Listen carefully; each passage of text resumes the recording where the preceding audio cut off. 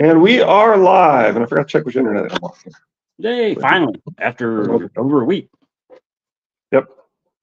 Sanji was first today. Hey, Sanji. Hi, hi, hi. Hi, hi, hi. Chris waving from, explain this to me. waving from too many made moves. It's got to be from D&D last night. I don't know what Tegel is, but okay. Mm. Congrats, Sanji. Yeah. All right. Sorry for the week hiatus, or actually a little over a week, I think. Kids were on spring break, which doesn't make any sense. Like a month and a half, 2 months ago, they were out for a week, which Carter does go to a year-round school, so they have different breaks. So what are you gonna do? But glad to be back. I have missed this. Me too. Oh yeah, Thor, my other favorite blonde-haired guy. Other than Jamie. Well, he's second to Jamie. I'm sorry. All the muscles in the hammer. I mean, Jamie's half a corpse, half a god. Thor's all a god, but he's still second. All right. Man, that's enough of that. Cat 5. Storm 45, Catlin 5. Did you introduce yourself? Oh, wait. Yeah, it's been a week, man. Just rust. I am old new dude. He is Richard York, Asher's trueborn son. And this is Storm 45, Catlin 5, Rob names an heir. So one of the themes of these book series is the erasure of the goddess Asher as the Dione, but it's also the erasure of female heirs, people naming female heirs and then them getting ignored. That I would argue that that's the whole point of Val as the first of the R+L triplets. And of course that then gives you the whole, why would Arthur be up north, and Arthur would be up north, introduced to us with mistaken identity twice, singing the Dornishman's wife twice, a song about a Dornishman, a wife, and the Dornishman's sword. And anyway, well, I mean, that's the reason that George created Darkstar, or whatever his name is, Gerald Dane. Yeah. Was to get Dawn north. Sure. Because Ed, without people the 5-year gap, it was going to be Ned's role, but Ned was too young and so forth. Yeah. Right. Without a 5-year gap, he couldn't do it. But anyway, I wanted to point out that this story is about naming female heirs. It's about how they've been erased from history. It's about females being comfortable in male roles, and this chapter in particular is about females being comfortable in male roles. And George has never written a chapter where the protagonist tells you what they're going to do and then they do it exactly as they said. That's right. That's not never ever. And you have Arya. Arya has fell into a typically male role beautifully. Val does the exact same thing, falling into that. In this chapter, he introduces that concept for the Mormonts, right, and them being more comfortable than Brienne and so forth. Yeah. All right. Brienne wants to be into that typically male role, but she's still awkward about it. We would argue, look for the theme of female leadership in this chapter. Look for any evidence that people are expressing dissatisfaction with the concept of a northern bastard with no ties to half this realm, right? In terms of the South, right? And look for any sign that there's 100 men being sent to the wall, as he talks about this, right? And is there any sign that he's actually doing these things, and any sign that he's reacting as if he's doing those things?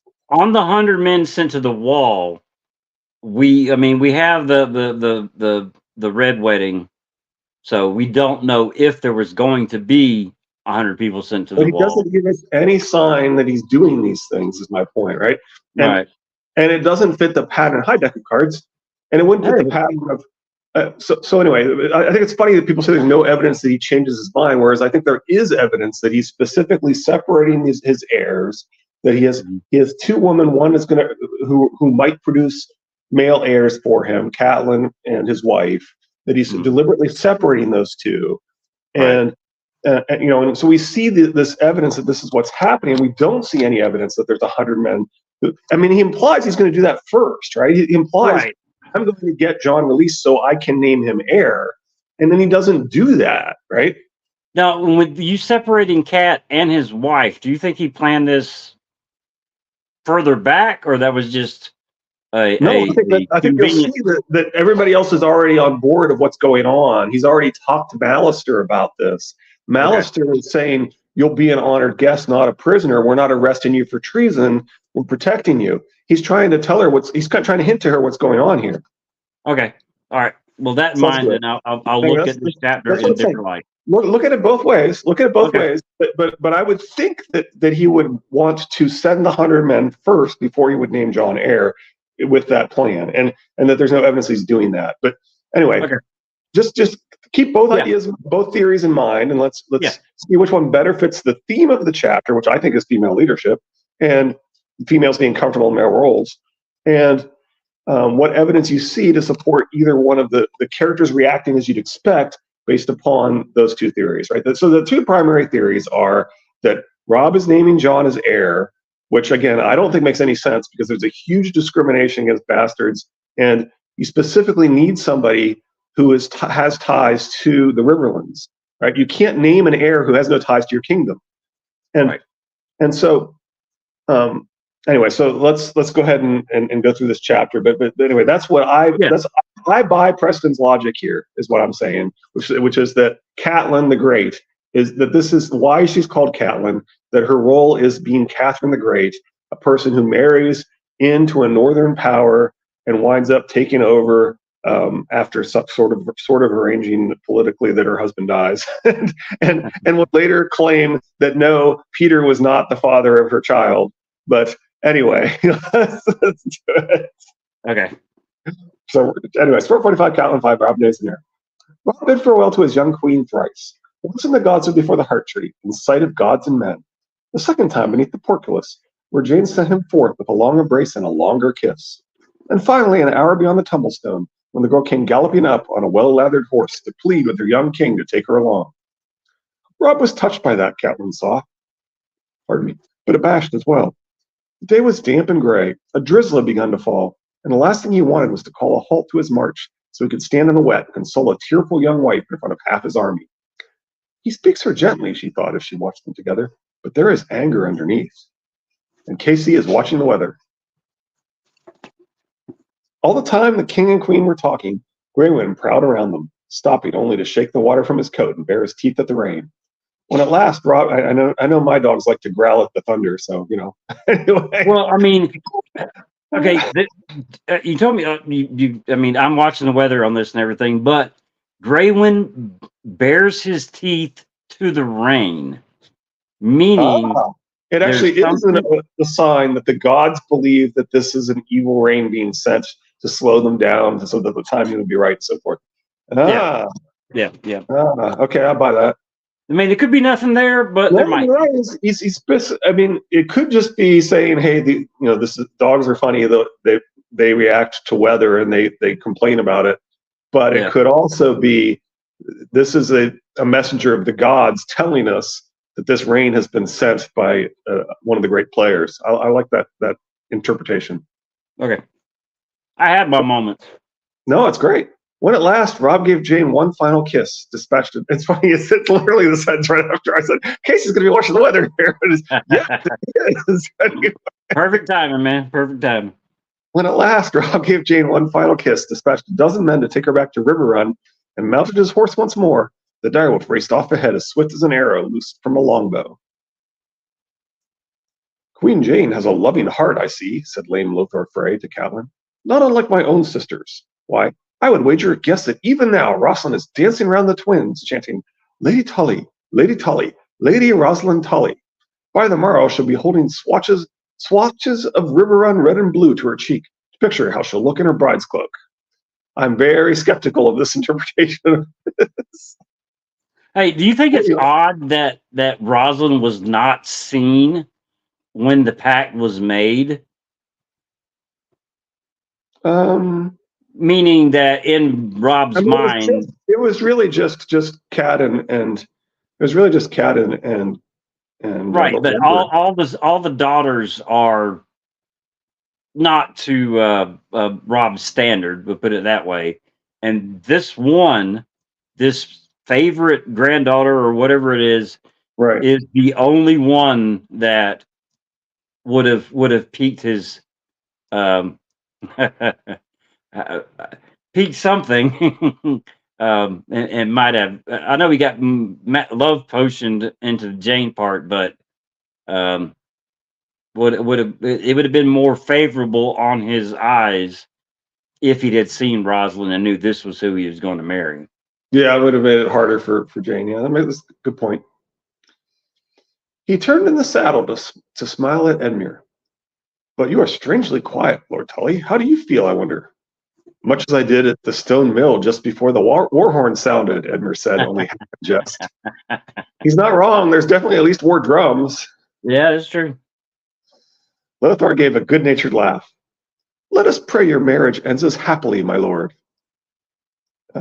He was blissfully ignorant and quite happy at the end of both events before learning afterwards how much they hurt Rob's cause. Yeah. And may the gods protect us if it does not. Catelyn pressed her heels into her horse, leaving her brother and lame Lothar to each other's company. And again, arguably, they were not happy at the end of that. And I mean, again, Edmure was blissfully unaware and happy, and so in a way, this is kind of true. But anyway, Yeah. It had been her who had insisted that Jane remain at Riverrun when Rob would sooner have kept her by his side. Lord Walter might well construe the Queen's absence from the wedding as another slight, yet her presence would have been a different sort of insult, salt in the old man's wound. Walter Frey has Brandon a leaving? maybe. Walter Frey has a Rob would have took her with him. Yeah. Has a sharp tongue and a long memory, she had warned her son. I do not doubt that you are strong enough to suffer an old man's rebukes as the price of his allegiance, but you have too much of your father in you to sit there while he insults Jane to her face. Would his father be Ned or Brandon? See Teflon TV's proof Rob is not Ned Stark's son. Ned was able to take his wife being insulted by the powerful Riverlands lord he needed to stop the sadistic king on the Iron Throne. But would Brandon have been able to? See Triplet Targaryen's episodes 1 and 2. Rob could not deny the sense of that. Yet all the same, he resents me for it, Catelyn thought wearily. He misses Jane already, and some part of him blames me for her absence, though he knows it was good counsel. Of the 6 Westerlings who had come with her son from the crag, only one remained by his side, Sir Reynold, Jane's brother, loyal banner-bearer. Rob had dispatched Jane's uncle, Rolf Spicer, to deliver young Martin Lannister to the Golden Tooth the very day he received Lord Tywin's assent to the exchange of captives. It was deftly done. Her son was relieved of his fear for Martin's safety. Galbert Glover was relieved to hear that his brother Robert had been put on a ship at Duskendale. Sir Rolf had important and honorable employment, and Braylon was at the king's side once more, where he belongs. Lady Westerland had remained at Riverrun with her children, Jane, her little sister Elena, and young Rollum, Rob's squire, who complained bitterly about being left. Yet that was wise as well. Oliver Frey had squired for Rob previously and would doubtless be present for his sister's wedding. To parade his replacement before him would be as unwise as it was unkind. As for Sir Reynold, he was a cheerful young knight who swore that no insult of Walter Frey's could possibly provoke him. And let us pray that insults are all we need to contend with. And of course, Oliver, we're never really explained where he is, and some people think he might be the ward at Rosby, right? Ah. Reynold, the Knight of Seashells, might still be out there somewhere. He could also be pulled from the weeds of winter, right? Because Reynold is he was shot with crossbows after Grey Wind, and then went into the river. Right. And then they said, "Well, did you find his body?" And he said, "We found lots of unrecognizable bodies. Who knows?" I say, and I get laughed at, and I got laughed at about 2 months ago for this. I think that Rob and Grey Wind are living a second and third life in Reynard. Because because Rob goes into Grey Wind gets killed, and Reynard is on his knees, presented his sword in surrender, and then Grey Wind dies, and he goes ballistic All right, and I mean, I think he shot like 3 times with a crossbow. That doesn't even slow him down, and he makes it to the river. So, I mean, I think there's Well, something there. I definitely think it's misleading to be like, oh, who knows? When I mean, he's called the Knight of Seashells for a reason, right? He has distinct sigil that people could find. So the implication Right? to me is that he actually didn't die, but he Nah, he could still didn't be die pulled either. from the weeds of winter because the book is how can the what's the one video? How can the woods of winter fit in the woods of winter? I mean, it's pretty big. So Yeah, he could still be he could not come back because George needs to cut some of the many loose characters that he's got missing out there. yeah, but Or I think he should at least give me an email telling me I'm right. I mean, after all of the course, times I've read his book, I oh, mean, obviously he owes you I for that. think we're like this. I mean, email. That's not too much. I won't tell nobody. I promise. Uh-huh. Catelyn had her fears on that score, though. Her lord father had never trusted Walder Frey after the Trident, and she was ever mindful of that. Queen Jane would be safest behind the high, strong walls of Riverrun, with the Blackfish to protect her. Robb had even created him a new title, Warden of the Southern Marches. So Brennan would hold the Trident if any man could. So it doesn't seem like Brendan knows Robb's plans. He correctly realizes the Lannisters can influence the selection of the Lord Commander. So he could really believe what he says. Mhm. When we go into Blood Raven's cave, we see direwolf skulls. So there may be green seer direwolves, but only Ghost and Shaggy Dog have the traits. That this true. All the I, same, Catelyn would miss her uncle's craggy face, and Robb would miss it. Well, my problem with anything that involves Second Life in a human is that I'm not sure what the point is of that, based upon Vermeer Sixskins telling us how Second Life works, and he's yeah, specifically watched people's minds in things, right? And so if the weakest squirrel becomes a squirrel and not a human, then certainly a human is going to become that original human. Uh, yeah. I still say there are different types of green seers. I still think there are green seers that have been leapfrogging through time, and the Stark and Tully line that has created the Stark children might fall into that category. And it's not Graywind's ability to jump to the next body; it was Rob's to begin with, and those Yeah, he's specific. genetically similar to Bran, and Bran is Right. clearly a Right. different category. And so forth. Yeah. The certain type of green, because I mean, if you got 1 in 1,000 is a skin changer, and 1 in 1,000 skin changers But these is are a green Stark stare. colleagues, and we know Right. that Arya can skin change from across a continent, and we know that Yeah. Bran So can skin I'm change saying humans, in and certain probably green time seers, travel. yep, in certain green seers, the ability does transfer to the next body, unlike regular. See, I mean, Very Skins wasn't a green seer; he was just a strong skin changer. So, Right, I mean, right. the rules for green seers aren't necessarily laid out by Very Skins. Sure, sure. I mean, George can make things work differently for people that are Like I said, all he's got to do is give me an email. the god combination of Sark and Tolly, for example. Yeah. All the same, Catelyn would miss her uncle's craggy face. Well, anyway, my point was that Brendan does not appear to be aware of Rob's plans. He hasn't really formally figured out what his plans are, and Brendan does correctly realize that the Lannisters can basically influence the selection of Lord Commander, and so therefore it's Bayesian logic for him to conclude that in fact Jon is allied with the Lannisters now, because we see that they really do have that level of influence on the Night's Watch boat, right? That they really Right. are Well, going to win took it, trickery. It took trickery, right? trickery to stave that Yeah, attempt. it's not bad logic on Brendan's part to No. believe that therefore that means Jon has negotiated with the Lannisters and has Yeah. betrayed his family, and it's actually it's good solid logic. It's not correct. It's good solid logic for him. Yeah. Our characters are often wrong. Yep.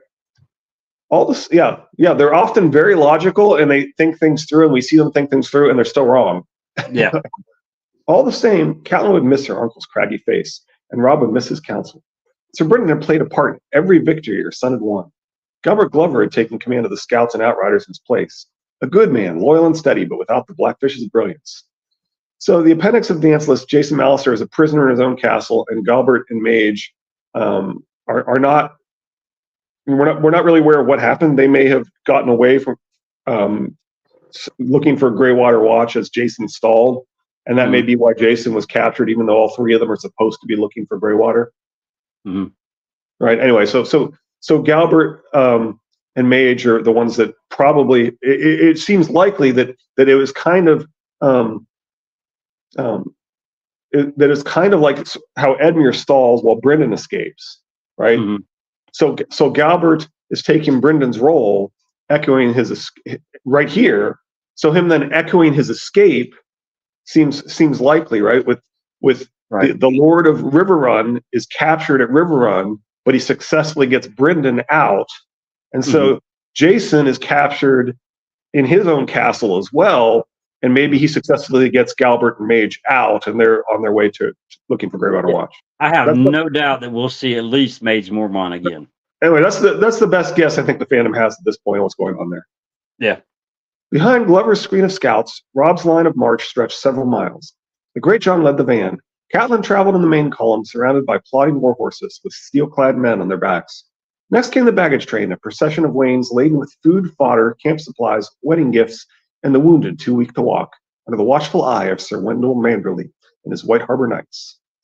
Herds of sheep and goats and scrawny cattle trailed behind, and then a little trail of footsore camp followers. Even farther back was Robin Flint in the rear guard. There was no enemy in back of them for hundreds of leagues, but Robin would take no chances. 3,500. Couldn't the Manderleys have? I guarantee they didn't send all their knights. Couldn't they have sent men to free the neck and resupply Rob? I mean, maybe, but we know that the Ironborn might have pulled him the neck. Okay. And then the Boltons, right? Yeah. 3,500 they were. 3,500 who had been blooded in the Whispering Wood, who had reddened their swords at the Battle of the Camps, at Oxcross, Ashmark, and the Crag, and all through the gold-rich hills of the Lannister West. Aside from her brother Edmure's modest retinue of friends, the lords of the Trident had remained to hold the Riverlands while the king retook the north. Ahead awaited Edmure's bride and Rob's next battle. Yes, Edmure's wedding is the next battle. A very one-sided battle. And for me, 2 dead sons, an empty bed, and a castle full of ghosts. It was a cheerless prospect. Brienne, where are you? Bring my girls back to me, Brienne. Bring them back safe. The drizzle that had sent them off turned into a soft, steady rain by midday and continued well past nightfall. The next day, the Northmen never saw the sun at all, but rode beneath leaden skies with their hoods pulled up to keep the water from their eyes. George loves to show us days without a sun, which could hint at a dust cloud causing the long night. Yep, that's exactly what I think. It was a heavy rain, turning roads to mud and fields to quagmires, swelling the rivers and stripping the trees of their leaves. The constant patter made idle chatter more bother than it was worth, so men spoke only when they had something to say, and that was seldom enough. We are stronger than we seem, my lady, Lady Mage Mormont said as they rode. Catelyn had grown fond of Lady Mage and her eldest daughter, Daisy. They were more understanding than most in the matter of Jaime Lannister, she had found. The daughter was tall and lean, the mother short and stout, but they dressed alike in mail and leather, with the black bearer of House Mormont on shield and surcoat. By Catelyn's lights, that was queer garb for lady, yet Daisy and Lady Mage seemed more comfortable, both as warriors and as women, than ever the girl from Tarth had been. As I said, I would argue that the theme of this chapter is female leadership. Yeah. I have fought beside the young wolf in every battle, Daisy Mormont said cheerfully. He has not lost one yet. No, but he's lost everything else, Catelyn thought, but would not do to say it aloud. The Northmen did not lack for courage, but they were far from home, with little enough to sustain them for their faith in their young king. That faith must be protected at all costs. I must be stronger, she told herself. I must be strong for Rob. If I despair, my grief will consume me. Everything would turn on this marriage. That's true enough. If Edmure and Rosalind were happy in one another, if the late Lord Frey could be appeased and his power once more wedded to Rob's, even then, what chance will we have, caught between Lannister and Greyjoy? It was a question Catelyn dared not dwell on, though Rob dwelt on little else. She saw how he studied his maps whenever they made camp, searching for some plan that might win back the North. Her brother Edmure had other cares. You don't suppose all Lord Walter's daughters look like him, do you? He wondered as he sat in his tall striped pavilion with Catelyn and his friends. With so many different mothers, a few of the maids are bound to turn up comely, said Sir Mark Piper. Why should the old wretch give you a pretty one? To avoid any reason to call it off? No reason at all, said Edmure in a glum tone. It was more than Catelyn could stand. Cersei Lannister is comely, she said sharply. You'd be wiser to pray that Rosalind is strong and healthy, with a good head and a loyal heart. With that, she left them. Edmure did not take that well. Next day, he avoided her entirely on the march, preferring the company of Mark Piper, Lyman Goodbrook, Patrick Mallister, and the young Vances. They did not scold him except in jest, Catelyn told herself when they raced by her that afternoon with nary a word. I've always been too hard with Edmure, and now grief sharpens my every word. She regretted her rebuke. There was rain enough falling from the sky without her making more. Was it really such a terrible thing to want a pretty wife? She remembered her own childish disappointment the first time she laid eyes on Eddard Stark. She had pictured him as a younger version of his brother Brandon, but that was wrong. Ned was shorter and plainer of face and so somber. He spoke courteously enough, but beneath the words she sensed a coolness that was all at odds with Brandon, whose mirth had been as wild as his rages. Hey, do we get? Does Brandon have the traditional Stark looks? I think so. Yeah. If Ned is plainer of face, I would. Actually, that's kind of total eclipse will cause the long night. About the length of the long night in the TV show, maybe. There you go. I mean, plainer of face just signifies maybe the Stark looks, the horse face, the drawn face, the solemn face. Was Brandon more character? It is kind of weird to use the term plain face to describe Ned, given that he has this long horse face of and if you want to see what a long horse face looks like, see episode 1. Anyway, I present some artwork of the York look, right? The York look and the Stark look appear to be the same for some reason. There you go. I don't know why. Anyway, maybe there'll be some clues in that video. Well, I mean, we don't have Robb taking the Stark looks. So if he came out looking more like Brandon than Ned, that'd give away the whole game right there. Well, Deck of Cards argues that Rickard married his cousins and both their parents were Starks. Similar to the Lannisters. Right. But my point is, if Robb had came out looking Stark, if he looked like Brandon instead of Ned, then the whole game's given away right there. But then coming out with the Tully looks, there's no way to point specifically on how he looks to one person or the other as far as Brandon and Ned go. Yeah, right. So anyway, part of the he spoke courteously enough, but beneath the words she sensed a coolness, right? And this is a coolness at having to wrong his lady wife, who he prays forgives him. See Triplet Targaryens episodes 1 and 2. Does Deck of Cards know about that? I don't know. We're definitely go ahead and give yourself the let him know what's going on with the my YouTube channel is Asher's Trueborn Son, and there you'll find some playlists, including the ones that kind of subdivide some of these live streams up into by book and so forth. Yes, and I love it. Okay, great. Thank you. You just made his day, Deck of Cards. What of us? We'll never let you go now. All right, where were we? Even when he took her maidenhood, and it's maidenhood, not maidenhead. Exactly. Their love had more of duty to it than of passion. Not necessarily maidenhead. So anyway, the point being that you take maidenhood by marrying, and you take maidenhead by betting. By making a bloody sword. Yeah. Anyway. We made Robb that night, though. We made a king together. So Robb became a legitimate son through that marriage, and so so that's not necessarily proof that they conceived Robb. It could be that they created him as a trueborn heir at that point through the marriage, right? Right, and then also with the war going on, there's nobody counting months. The only people that probably know. That's one of the reasons why people who say no, the Tower of Joy has to be Aegon and can't be John and can't be Danny and so forth, right? Because the Order Green Hand makes that argument. I'm like, no, everybody's lying about when these kids are born based on what they want people to believe about the kid. Right. Well, I mean, Ned wants Cat to think that Rob is the oldest. But there's a good chance that both of them were probably born around almost exactly the same time. Because when Right. Brandon was dipping his sword, chances are Ned dipped his. Yeah, it could be. Well, I mean, it seems likely that Ned, given the parallel with Rob having being consoled with losing the two Starks immediately after him in line of succession, Bran and Rick, and then Ned would have been aware of the losses of two Starks ahead of him in the line of succession, Bran and Rick, right? And so, yeah. Anyway. As the gods would have it, their route took them through the Whispering Wood, where Robin won his first great victory. Oh wait, did I? Oh, I skipped the paragraph there, didn't I? Sorry. Yeah. And after the war at Winterfell, I had love enough for any woman.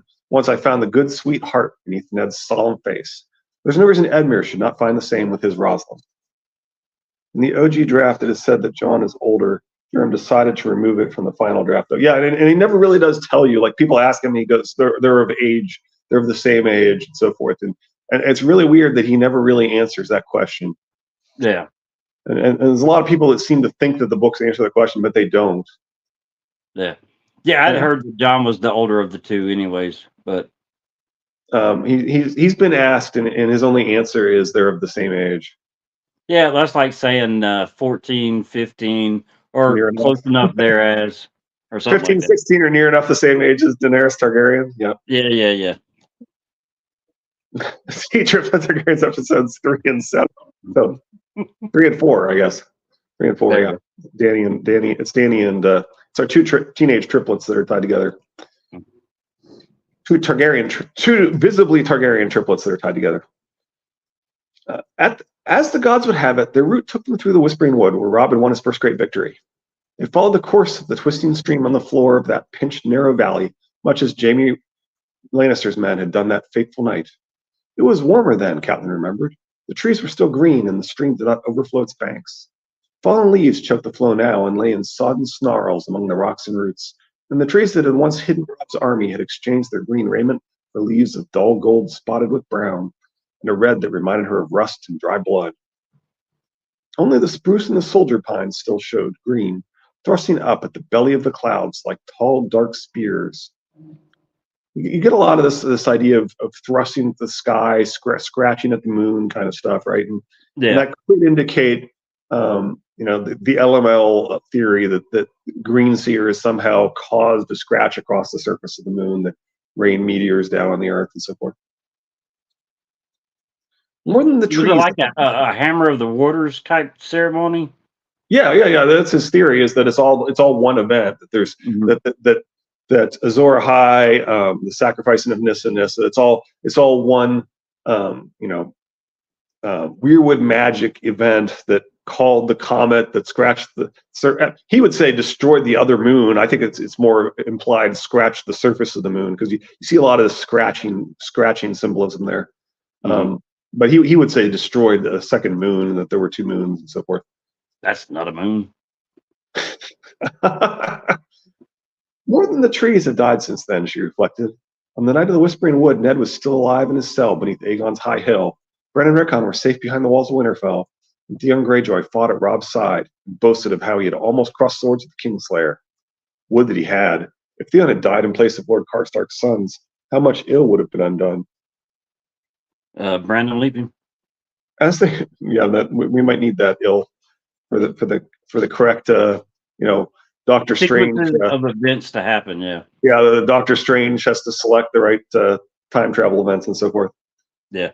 As they passed through the battleground, Catelyn glimpsed signs of the carnage that had been: an overturned helm filling with rain, a splintered lance, the bones of a horse. Stone cairns had been raised over some of the men who had fallen here, but scavengers had already been at them. Amidst the tumbles of rock, she spied brightly colored cloth and bits of shiny metal. Once she saw a face peering out at her, the shape of the skull beginning to emerge from beneath the melting brown flesh. It made her wonder where Ned had come to rest. The son and sisters had taken his bones north, escorted by Hollis Mullen and a small honor guard. Had Ed ever reached Winterfell, to be interred beside his brother Brandon in the dark crypts beneath the castle? Or did the door Did they slam? go through the twins? Yeah, she got to see them. No. I'm saying, did she send them by way of the twins? Oh, Where River Run is, that's how they would have gone oh through. yeah, I probably don't true. think Walter Frey would have let them through. Huh, interesting. Or did the door slam shut at Moat Cailin before Hallen and the sisters could pass? Yes. See A Song of Ice and Toodles, definitive version of Hallen Reed. His appendix in there is excellent, where it discusses the history of. It also discusses the history of all the Oswell, Oswald, Osfried names. Yeah. That's actually a really good post. Anyway, 3,500 riders wound their way along the valley floor through the heart of the Whispering Wood, but Catelyn Stark had seldom felt lonelier. Every league she crossed took her farther from River Run. She found herself wondering whether she would ever see the castle again. Was it lost to her forever, like so much else? Probably. Anyway. Yeah. 5 days later, their scouts rode back to warn them that the rising waters had washed out the wooden bridge at Fairmarket. Galbert Glover and two of his bolder men had tried swimming their mounts across the turbulent Blue Fork at Ramsford. Two of the horses had been swept under and drowned, but one of the riders, Glover himself, managed to cling to a rock until they could pull him in. The river hasn't run this high since spring, Edmure said. And if this rain keeps falling, it will go higher yet. There's a bridge further upstream near Old Stones, remembered Catelyn, who had often crossed these lands with her father. It's older and smaller, but it still stands. It's gone, my lady, Galbert Glover said. Washed away even before the one at Fairmarket. Robb looked at Catelyn. Is there another bridge? No, and the fords will be impassable. She tried to remember. If we cannot cross the Blue Fork, we'll have to go around it, through Seven Streams and Hagsmire. Bogs and bad roads are none at all, warned Edmure. Going will be slow, but we'll get there, I suppose. Lord Walter will wait, I'm sure, said Robb. Lothar sent him a bird from Riverrun. He knows we are coming. Yes, but the man is prickly and suspicious by nature, said Catelyn. He may take this delay as a deliberate insult. Very well, I'll beg his pardon for our tardiness as well. A sorry king I'll be, apologizing with every second breath. Robb made a wry face. I hope Bolton got across the Trident before the rains began. The King's Road runs straight north. He'll have an easy march, even afoot. He should reach the twins before us.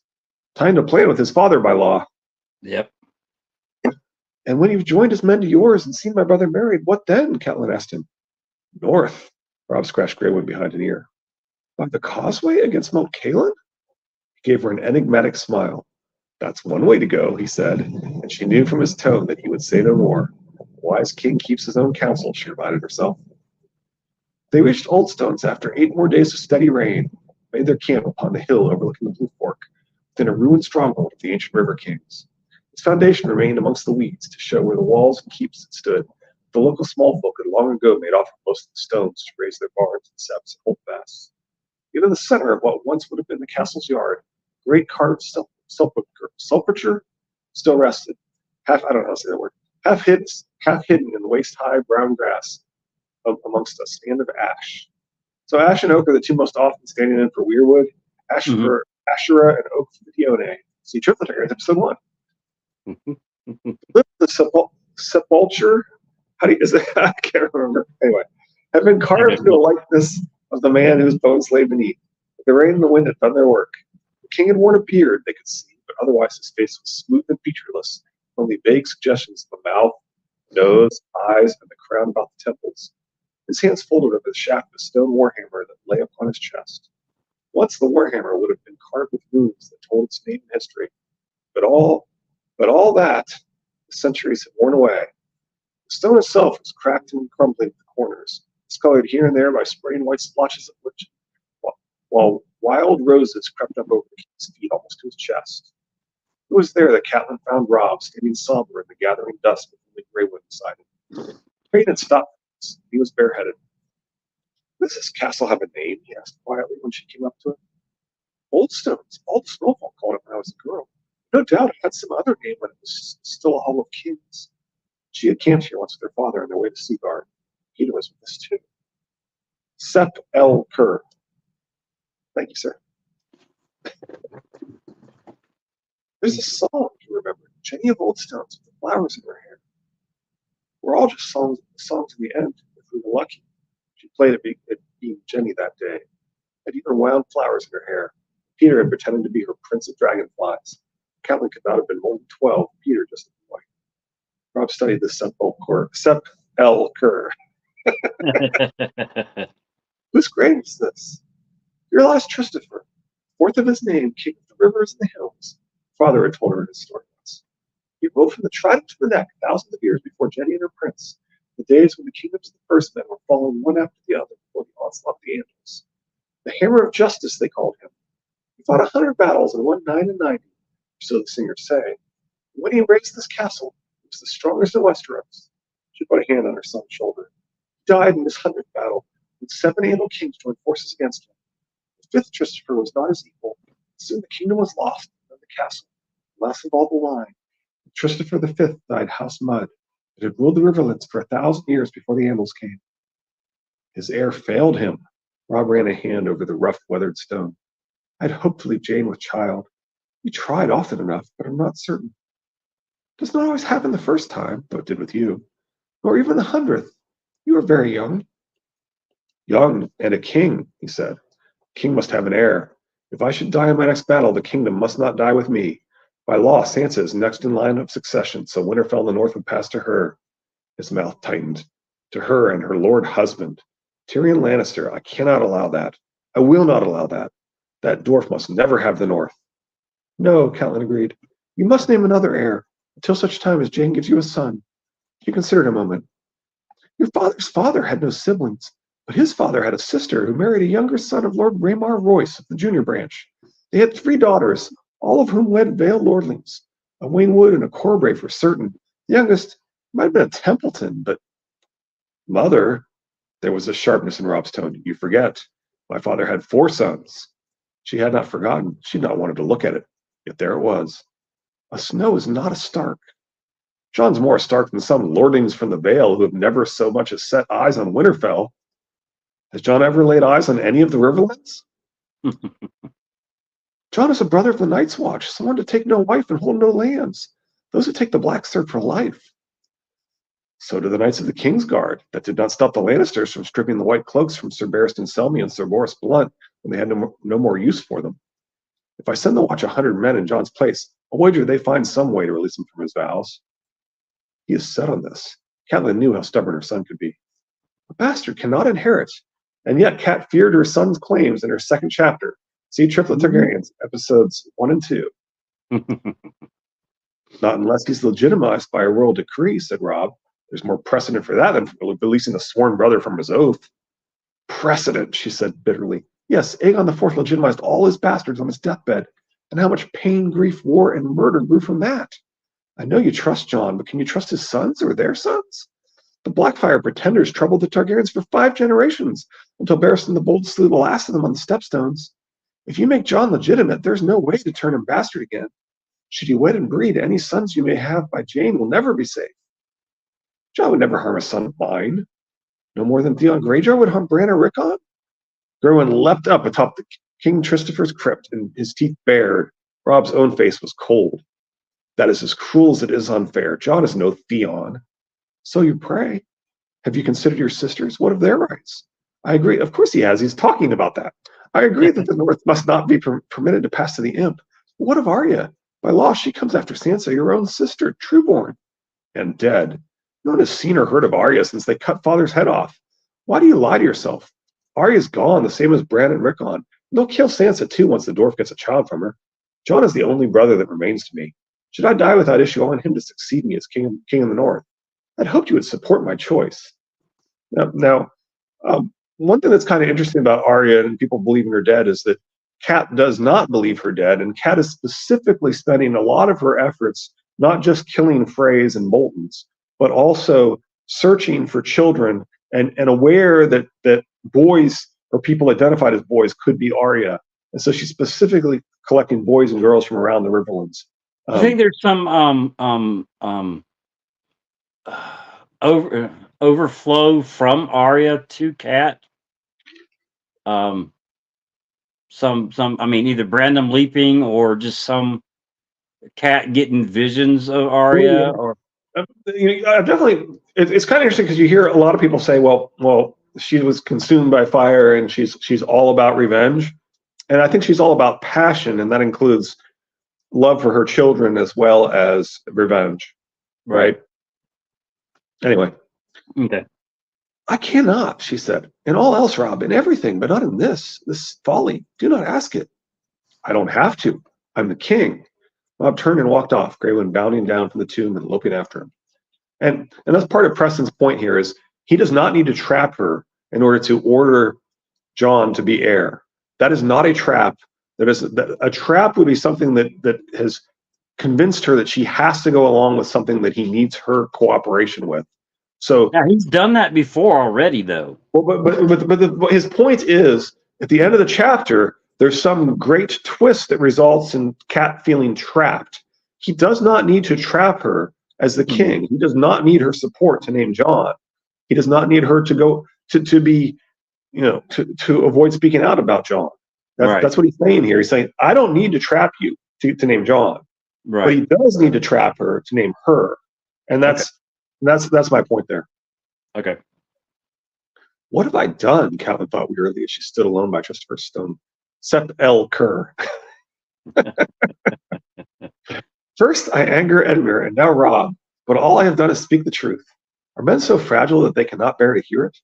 She might have wept then, had not the sky begun to do it for her. It was all she could do to walk back to her tent and sit there in the silence. So it stopped raining just long enough for them to have this conversation. Yeah. And him to be bareheaded for some reason.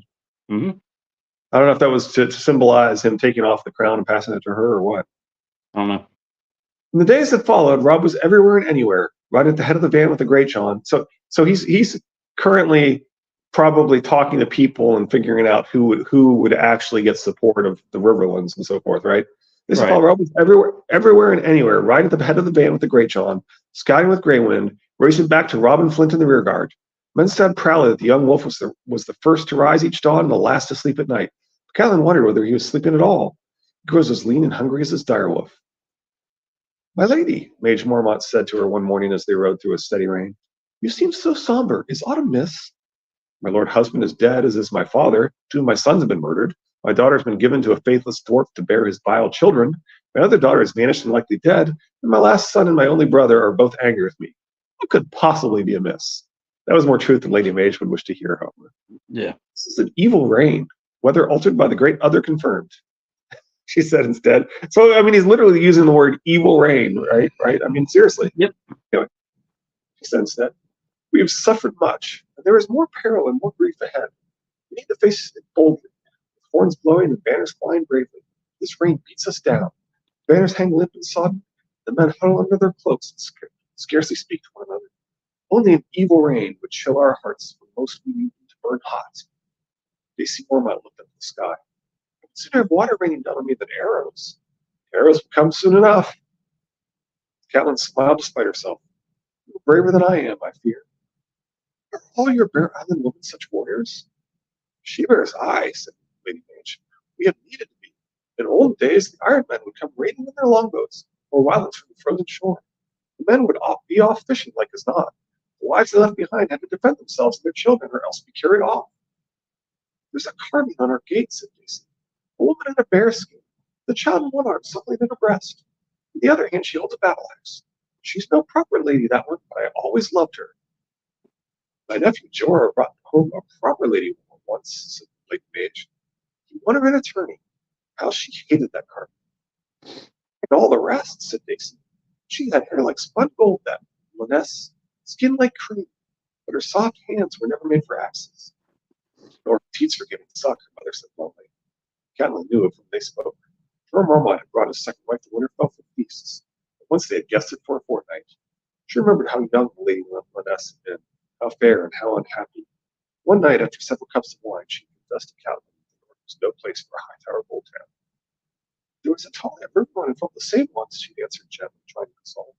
But in time, she found much here she could love. Hey, your volume, or you're coming through broken a little bit.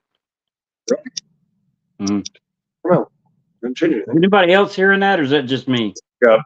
I'm probably going to speak too softly. Okay, that's better. Gotcha. I'll move a little closer. All lost now, she reflected. Winterfell and Ned, Bran and Rickon, Sansa, Arya, all gone. Only Robb remains. Had there been too much of Lyness Hightower in her after all, and too little of the Starks? Would that I had known how to wield an axe. Perhaps I might have been able to protect them better. Day followed day, and still the rain kept falling. All the way up the Blue Fork they rode, past 7 streams where the river unraveled into a confusion of rills and brooks. Then through Hag's Mire, where glistening green pools waited to swallow the unwary, and the soft ground sucked at the hooves of their horses like a hungry babe at its mother's breast. Going was worse than slow. Half the wains had to be abandoned to the muck, their loads distributed amongst mules and draft horses. Lord Jason Mallister caught up with them amidst.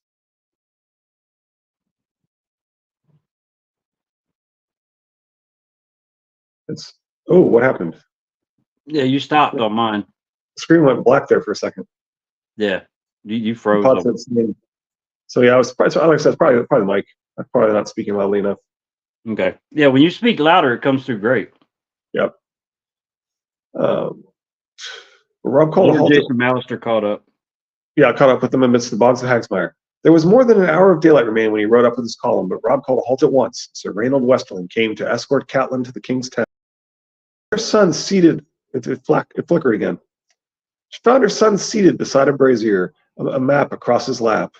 Greywind slept at his feet.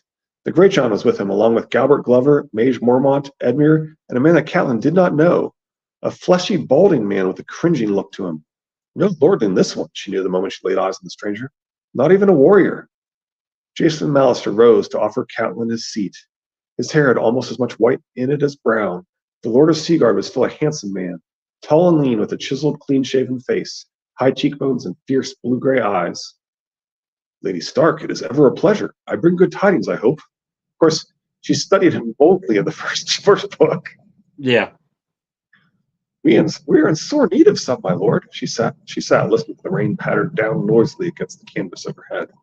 Rob waited for Sir Reynold to close the tent flap. Gods have heard our prayers, my lords. Lord Jason has brought us the captain of the Maraham, a merchanter out of Old Town. Captain, tell them what you told me. Aye, your grace. He licked his thick lips nervously.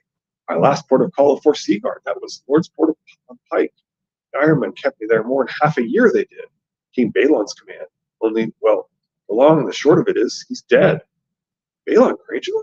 Catelyn's heart skipped a beat. You were telling us that Balon Greyjoy is dead? The shabby little captain nodded. You know how Pike's built on a headland, part on rocks and islands off the shore with bridges between? The way I heard it, in Lordsport, there was a blow coming in from the west. Rain and thunder. Old King Balon was crossing one of them bridges when the wind got hold of it and just tore the thing to pieces. He washed up 2 days later, all bloated and broken. Crabs ate his eyes, I hear. Bloated does not sound like Balon. This is a literal faceless man. My last post on Reddit was in 2020 titled Balon Greyjoy is the High Septon. For more on Balon as the High Septon, see Clash Theon 1, which is the 12th video in the Clash Streams playlist on my channel. Our previous discussion is at the 2523 timestamp, T equals 1523S. My post, if you were supposed to link to it, my post immediately before that was titled R plus L has 3 heads and God plus T equals J. See triplet here in episode 1. Hey, when this ends, put a link to that one in the comments. Yeah, I mean it's largely the evidence that Toodles points out in his post on a similar topic, but right. I'll do that with the actual timestamp at 15. All right, thanks, man. 25, 23, 15, 23 seconds. The Greatjon laughed. King Crabs, I hope to sup upon such royal jelly, eh? It kind of reminds me of the Great White North and Strange Brew and Bill and Bob and Doug. You know what I'm talking about? What are you talking about, eh? Exactly. You know how they named Canada? They pulled 3 letters out of a hat. And they said C-A-N-A-D-A.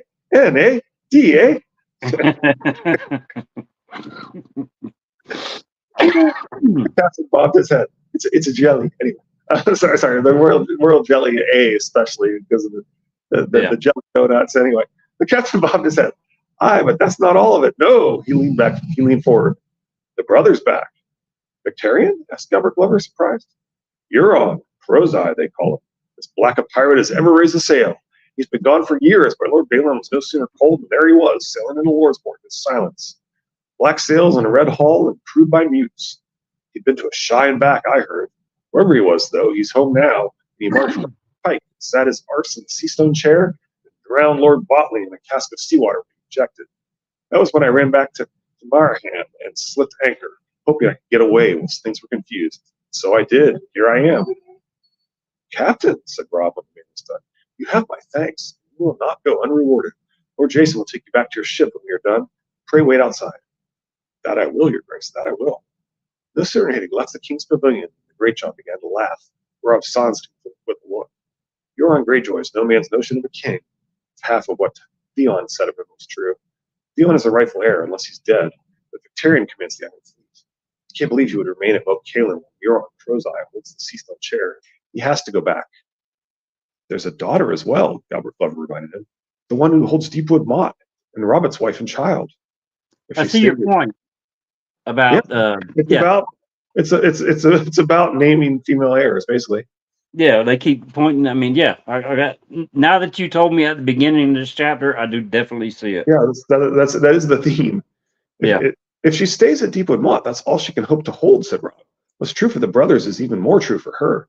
She will need to sail home to oust Euron and press her own claim. Her son turned to Lord Jason Mallister. You have a fleet at Seaguard? A fleet, your grace? Half a dozen longships and 2 war galleys, enough to defend my own shores against raiders, but I could not hope to meet the Iron Fleet in battle. Nor would I ask it of you. The Ironborn will be setting sail toward Pike, I expect. Theon told me how his people think. Every captain and king on his own deck. They will all want a voice in the succession. My lord, I need 2 of your longships to sail around the Cape of Eagles and up the neck to Greywater Watch. It's funny that Rob literally has a better read of what's going to happen to the Iron Islands than Euron does. Yeah. Anyway, Lord Jason hesitated. A dozen streams drain the wet wood, all shallow, silty, and uncharted. I would not even call them rivers. The channels are ever drifting and changing. There are endless sandbars, deadfalls, and tangles of rotting trees. And Greywater Watch moves. How are my ships to find it? Go upriver, fly in my banner. The Craddingmen will find you.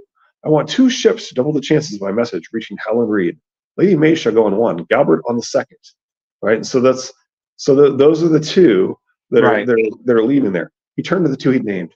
You'll carry letters to those lords of mine and remain in the north, but all the commands within will be false in case you have the misfortune to be taken. If that happens, you must tell them that you are sailing for the north, back to Bear Island or for the stony shore. He tapped a finger on the map. Moat Cailin is the key. Lord Balin knew that, which is why he sent his brother Victorian there with the hard heart of the Greyjoy strength. Succession squabbles or no, the Ironborn are not such fools as to abandon Moat Cailin, said Lady Mage. No, Rob admitted. Victorian will leave the best part of his garrison, I'd guess. Every man he takes would be one less man we need to fight, however. And he will take many of his captains, count on that, the leaders. He will need such men to speak for him if he hopes to sit the Seastone chair. You cannot mean to attack the causeway, your grace, said Galbert Glover. The approaches are too narrow. There is no way to deploy. No one has ever taken the moat. From the south, said Rob. But if we can attack from the north and west simultaneously and take the Iron Men in the rear while they're beating off what they think is my main thrust up the causeway, then we have a chance. Once I link up with Lord Bolton the phrase, I'll have more than 12,000 men. I mean to divide them into 3 battles and start up the causeway a half day apart. If the Greyjoys have eyes south of the neck, they'll see my whole strength rushing headlong at Moat Cailin. Roose Bolton will have the rear guard while I command the center. Greyjohn, you shall lead the van against Moat Cailin. Your attack must be so fierce that the Ironborn have no leisure to wonder if anyone is creeping down from the north. Greyjohn chuckled. Creepers must come fast, or my men will swarm those walls and win the moat before you show your face. Make a gift of it to you. Come dawdling up. That's a gift I should be glad to have, said Rob. Edmund was frowning. You talk of attacking the Ironmen in the rear, sire, but how do you need to get north of them? You're breaking up again. What's that? You're breaking up again. No, sorry. There are ways through the neck that are not on any map, ways known only to the Craddingmen, narrow trails between the bogs, and wet roads through the reeds that only boats can follow. He turned to his 2 messengers. Tell Helen Reed that he's to send guides to me 2 days after I have started up the causeway, to the center battle where my own standard flies. 3 hosts will leave the twins, but only 2 will reach Moat Cailin. My own battle will melt away into the neck to re-emerge on the fever. The If we move swiftly, once my uncle's wed, we can all be in position by year's end. We will fall upon the moat from 3 sides on the first day of the new century, as the Iron Men are walking with hammers beaten at their heads to beat the cloth the night before. I like this plan, said the Great John. I like it well. Robert Glover rubbed his mouth. There are risks. If the Crannogman should fail you, it would be no worse than before, but they will not fail. My father knew the worth of Hal and Reed. I rolled up the map and only then looked at Count. Mother? She tensed. Do you have some part of this for me? Your part is to stay safe. Our journey through the neck will be dangerous. Naught but battle awaits us in the north. My Lord Mallister has kindly offered to keep you safe at Seaguard until the war is done. You'll be comfortable there, I know. Is this my punishment for opposing him about Jon Snow? For being a woman and worse, a mother? It took her a moment to realize that they were all watching her. They had known, she realized. Helen should not have been surprised. She won no friends by freeing the Kingslayer. More than once she had heard the Grey John say that women had no place on the battlefield. Her anger must have blazed across her face because Albert Glover spoke up before she said a word. My lady, His Grace is wise. It's best you do not come with us. Seaguard will be brightened by your presence, Lady Catelyn, said Lord Jason Mallister. You would make me a prisoner, she said. An honored guest, Lord Jason insisted. Catelyn turned to her son. I mean no offense to Lord Jason, she said stiffly, but if I cannot continue on with you, I would sooner return to Riverrun. I left my wife at Riverrun. I want my mother elsewhere. If you keep all your treasures in one purse, you only make it easier for those who would rob you. After the wedding, you should go to Seaguard. That is my royal command. Rob stood, and as quick as that, her fate was settled. Again, he doesn't need her agreement. He orders her. Exactly. As soon as he said that, I'm like, yep, okay, I see it now. Based on the way everyone looks at her, they discuss this. If his wife might be pregnant, he's splitting up the heirs like 2 maesters of Winterfell before. See Triple Figures episode 3. Mm-hmm. He picked up a sheet of parchment. One more matter. Lord Balin has left chaos in his wake, we hope. I would not do the same. Yet I have no sons as yet. My brothers Bran and Rickon are dead, and my sister is wed to a Lannister. I thought long and hard about who might follow me. I command you now, as my true and loyal lords, to fix your seals to this document as witnesses to my decision. King indeed, Count thought defeated. She could only hope the trap he planned for Moat Cailin worked as well as the one in which he just caught her. Yeah, there's no mention of men going to the wall, no objections to a baseborn king with no ties to the Riverlands. This is either bad writing or the trap is being forced to wait as his heir. See Preston Jacob video of Rob's will. Yeah, I wouldn't chalk up bad writing to George. So Right, exactly. yeah, Storm. I see what you're saying now. Yeah. I mean, it's all Preston's Rob's will video, but yeah. Yeah. Storm 46, Samuel 3, introducing Cold Hands, Maester Willis. A most fascinating account of Hardhome. He found in Maester Willis's Hardhome, an account of 3 years spent beyond the wall among savages, raiders, and woodwitches. Willis journeyed to Hardhome on a Potoshi trader, established himself there as a healer and counselor, as he might write of their customs. He was given the protection of Gorm the Wolf, a chieftain who shared control of Hardhome with 3 other chiefs. When Gorm was murdered in a drunken brawl, however, Willis found himself in mortal danger and made his way back to Old Town. There he set down his account, only to vanish the year after the illuminations were done. It was said in the Citadel that he was last seen at the docks looking for a ship that would take his watch by the sea. Now, that would mean that he's probably not a Night's Watchman, which people would be one people's argument there. But but he needs Sam to believe that he is. He calls Sam brother, and he wears black, right? But he's not wearing black from hundreds of years ago. He's right. There's lots of rangers who died up north that would have given him an opportunity to garb himself in black. He needs Sam to trust him, so he's going to present himself by calling Sam brother and wearing black. I mean, that doesn't prove that he's a Night's Watchman. It proves that he knows he needs to pretend to be. So if Catelyn is heir, it's all just in the air now. Nobody's going to honor that for the revenge zombie. Yeah, probably. Yeah. But again, Jon doesn't really need him either, right? I mean, Jon has had he's been offered the North, so right. The will wouldn't really accomplish much either way if it named Jon or Cat. Now, we did discuss last time that one possibility is that he specifically orders Cat to marry Jon. He's the king; he can arrange marriages, and you could see the argument that you need to have the blood of Winterfell combined with the blood of the Tullys, and That's out there enough. I actually like it. And that would definitely be somewhat of a trap for her if he's actually ordering her Yeah. to marry Johnson.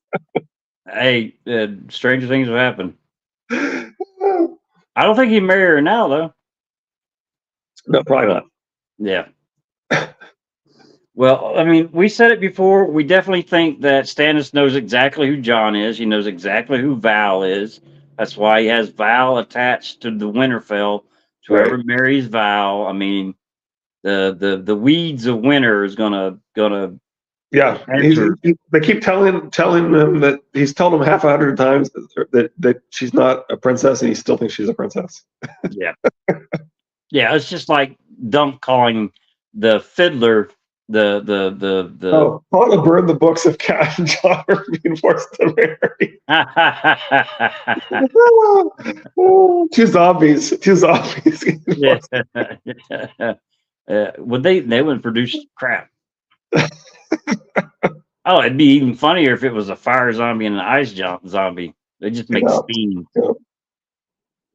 I enjoyed reading that chapter with your point of view in mind. Or Preston's anyway. Well, yeah, I mean, but I hear it from you, so I give you credit. Oh, thank you. No problem. All right, so I gotta look up that episode and get it. Yeah. Also on the Dunk and Egg, I saw the picture of the guy supposed to be playing Dunk and the kid is playing Egg. Yep. You said 6'4" in the article. They said 6'3". So I mean, no. He's listed as a professional rugby player at 6'5" and 6'5" and 1/8, basically. Oh wow, because the article said 6'3", so that's even wrong. Not to mention padding of the boots, camera angles, hiring shorter Kit Harington shortness of actors to play around them, and the kid that they got playing Aegon looks really small. So I mean, that's even going to make Dunk look even taller. So I can't wait. You know, you do wonder. I do wonder if rugby players might be listed in shoes potentially. Maybe he's only 6'3". Yeah, that might be true. Now, I'm gonna probably piss off some people that are fans of House of the Dragon. I'm not happy. Oh. The writer says that he understands George's writing style. Okay, when George leaves stuff blank or doesn't divulge information on it, and this writer fills in information that's not from George, then it sends mixed signals that people are looking back at Song Ice and Fire. I've seen him say some things like people think they interpret this better than me and stuff, and I'm like dude, no. I told Chris that as soon as he showed me in the trailer that Cregan Stark had ice on his back. If you slow it down, he's got it leaning on his left side of his shoulder. And I told Chris, I said, I call bullshit. Okay. Now, bear with me. Yeah, no, you're right.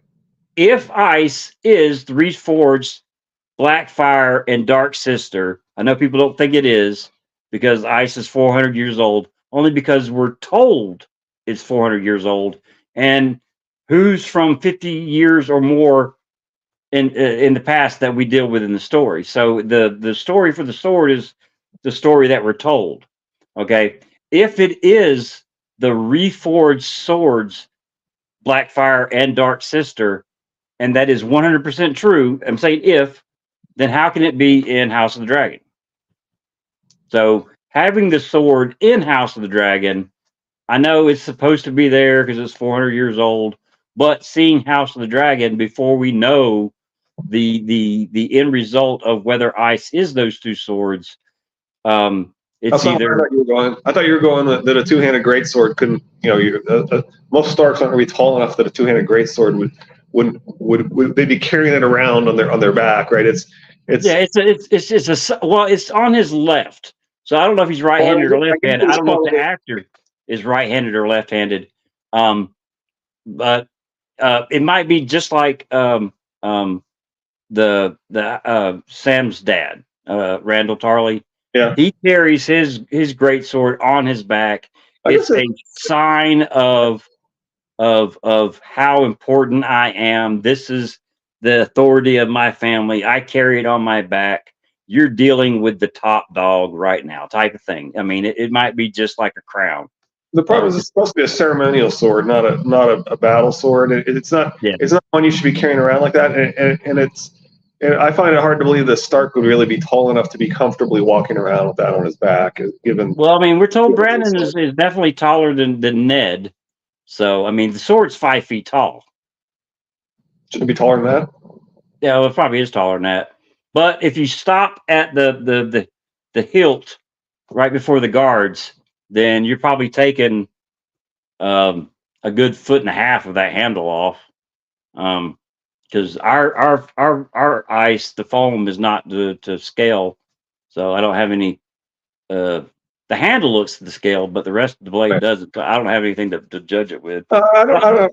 I was picturing a real ice beam that that's Dragon Slayer sword, a giant piece of metal, preserved. Yeah, that's kind of my point. Is that I feel like it's a ceremonial sword that's so big that you wouldn't really be carrying it around. Yeah. That was where I thought you were going. I don't have a problem with them trying to. I mean, the canon of what we have tells us that it's supposed to be in House Stark at that time. So that's fine. I don't have a problem with that. I do have a problem with the proper thing for that sword, the back of it is supposed to be basically a square or a rectangle metal frame that has an opening in the middle, and the sword sits flat. So when you grab the sword, if you twist it, now you got blades sticking straight out and straight towards you. You can now draw the sword through that gap. Yeah. And then if it has a sheath on, then you unsheath it. There's a lot going on to getting a great sword actually ready for battle. And there are specific fighting techniques that, unless you fought with a great sword, there's a stunt man who's really good with it. I saw a video on it. I was actually in the Navy, one of the junior officers at ensign, right out of officer training school. Actually studied HEMA, and one of the things that he studied was how to fight with a greatsword. And there's a maneuver that you can go behind your back, and it comes around so much that it actually hits the ankle of the person that you're fighting. I mean, it's really weird to fight with a greatsword, but I mean, Cregan Stark's supposed to be the greatest swordsman, the greatest warrior, I mean, the world has ever seen. And I think it's the kid from the Dark Tower movie that's playing him.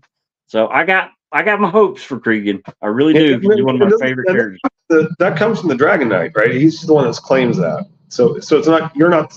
It's not just you saying this. This is supposedly the greatest knight who ever lived, telling us that Cregan Stark is the greatest warrior he's ever seen. Or whatever. Yeah. Yeah.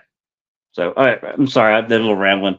That's all right. I'm not big on House of Dragon. I can't stand the dragons. I do like some of the things they're doing. I mean, first off, he's deliberately trying to do the things that Game of Thrones didn't do, right? Right, like the hunts. He does, right. Complete with the Lannister golden arrow that Sansa dreams of. Complete with the stag that she dreams of. Complete, right. Yeah. Complete with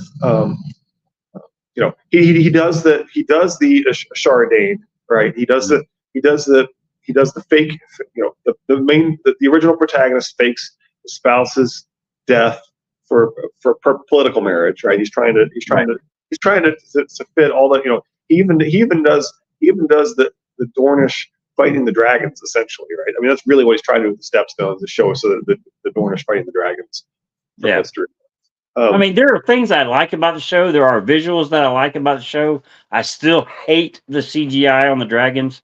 It looks like stop motion, whatever. Right, we talked about that. I've talked about it before. It's too crisp for how much motion should be taking place. With the dragons. They should have ran it through another, at least two, whatever. Like a blurry the renderings. I think it's what it's called. 2 more renderings to add more to it. But all right, we're at an hour and 15 minutes. That's long for us. All right. House deck of cards. Thank you for joining us. This is the first time we've seen your name. We appreciate it, Sanji. Thank you for beating Chris, knocking him off his pedestal several times. I will give him a hard time when I pick him up today. I am picking up the boys, so I will be jumping on Discord for a chat. I haven't been able in the past because I wasn't picking up the boys. I was telling Charles I lose that hour of chat time when I don't pick them up. So I will be on there today. So I will be available to chat if anybody wants to join. Yes, Lady Thistle says like this video or die. If you do not like this video, she will put you in a maid's cabin, whatever Chris said at the beginning of it, closet. But, all right. All right, I appreciate it. Go do some clips watching tonight, or this afternoon, rather. All right. I do not know what theories we're going to do Wednesday. I can get up with Lady Thistle and Lizzie, and hopefully some good ones. Maybe even like short fire. Okay, this is the theory. This is bull crap. Go to the next theory type thing. But yeah, as it is, I'm glad we're back. Thank you, Richard, for giving me the week off to hang out with the kids. They're actually off today doing virtual learning, but my wife is off work. She switched jobs, which have changed again my responsibilities at the house. So I got to get used to your schedule. But she's off with the kids, so that's why I got to do the live stream today. So thank you to my wife. All right, that's it. Everybody, see you Wednesday for theories and Friday for Sam. That's how we dress up black. I love you, Chris. That's my son, for anybody that doesn't know. All right, we will see you Wednesday. Have a good day. And Richard, thank you again, man. I appreciate it. All right, bye, everybody. Bye, Richard.